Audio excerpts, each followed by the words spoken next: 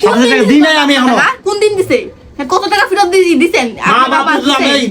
আমি তো আমার মা বাবার কলজা কাইটটাও দিই, ঋণ শোধ হইব না, আর বেশি টাকা নিয়ে পড়ে আছে। এটাই তো আপনি দেন কা আপনার বাপ মারে আপনার ঘরে কোন কাম করতে, এই জামা কাপড় এনে রইব আমি পারতাম কি একটা অবস্থা দেখেন যে এই ভাই ঘর তো তুমি দেখো কিছুই তো, করে তোমার নাই। মা বাপ তো থাকতো, তোমার মা বাপ কি আছে না জানি না, তুমি তোমার মা বাবার ভাড়া দিবা? আমি কেন ফালা দিম ভাই? হ্যাঁ এই মহিলা একটু বুঝাও তো। সে আমার জন্ম দিচ্ছে, তারে তো আমার দিতে হবে।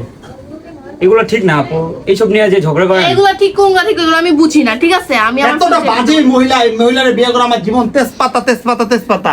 আল্লাহ যাক আল্লাহ আমার বাঁচাইছে যে এত কিছু মানার মানে করার পর যে উনি আমার মাইনা নিছে, এমন একটা হাজবেন্ড আমি পাইছি আলহামদুলিল্লাহ, যে ওনার দুয়ায় পাইছি। তুই থাকতো আছে চাকরি করতো, তুই তো বেকার রে। কি হইতো? চাকরি করে আসি। মায়ের তোমার চাকরি করে হয়তো তুমি ওই জুতো জুতো মায়ের অত্যাচার করতে কি লাইতে, এটা খুব ভালো লাগতো।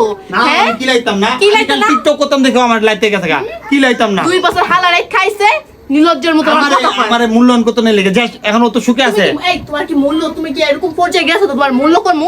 হ্যাঁ ছোট লোক কোথাকার। বিয়া দেব এক নম্বর হলো, কথা কইতে আমার ঘৃণা লাগতেছে বোন, বুঝছো? ওর কত যাইতে গেল কাপড় চোপড় কোথায়। এই 12 লাখ টাকা দাও, যেতেছি আমি। 12 লাখ টাকা দাও। আপনি তো বাইরে গেছেন, আমার তো এত টাকা আপনার দেওয়া লাগে নাই। ওটাই আর কি, রাস্তাতে ওই যে গেলে এখন কথা 12 না। লাখ টাকা আপনার দিতে হইব। মানুষ বুঝলেন নাই? ঠিকই বলে মন ভাঙা আর মসজিদ ভাঙা একই কথা। ওই যে তোমার মনে মনে আঘাত দিছি, লেগে আল্লাহ এটা পাপে শাস্তি দিতেছে আমারে। হয়তো আমার মন ভাঙেন নাই, কিন্তু আমার মায়াটার একটা দোয়া আছে না, আমার মায়াটারে আপনি ভালো করে দেখেন নাই, খরচপাতি দেন নাই, কিছুই দেন নাই, এর জন্য হয়তো দেখ আমি বদদোয়া দেই না, আপনাদের অভিশাপও দিতেছি না। আপনারা চাইছিলেন যে আমারে খেদায়া চাইছিলেন যে সুখে থাকতে, তো এখন সুখে থাকতে পারতেছেন না কেন? আমার এটা বুঝান।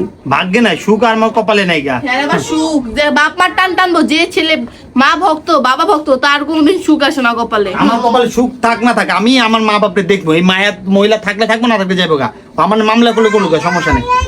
এটাই এক কথা শেষ। দেখেন যাই হোক আলহামদুলিল্লাহ, আপনারা তো দেখছেন যে আমার লাইফে কি ঘটে গেছে। আমি অনেক বাঁচান বাঁচছি ভাই, আপনারা আমার জন্য দোয়া করবেন আর এই ভিডিওটা বেশি বেশি শেয়ার করবেন।